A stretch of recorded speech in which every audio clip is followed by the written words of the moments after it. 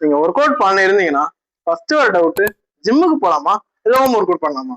ஒண்ணு மட்டும் தெளிவா புரிஞ்சுக்கோங்க, ரெண்டுத்துலயும் பிளஸ் அண்ட் மைனஸ் இருக்கு. ஆனா பெஸ்ட்ன்னு பாத்தீங்கன்னா அது ஜிம் தான். இதை எனக்கு கொஞ்சம் ஈஸியா சொல்லணும்னா, உங்களுக்கு ஜிம்ல நிறைய மிஷின்ஸ் இருக்கும். ஹோம் ஒர்க்கோட கம்பேர் பண்ணும்போது ஜிம் நிறைய வேரியேஷன் இருக்கும். அதனால உங்களுக்கு ஒரே ஒர்க் அவுட் பண்றோம் அப்படின்னு போர் அடிக்காது. இன்னொரு முக்கியமான விஷயம், உங்களுக்கு ஹோம் ஒர்க் அவுட்டை விட ஜிம்ல அதிக மசில் பில்ட் பண்ண முடியும்.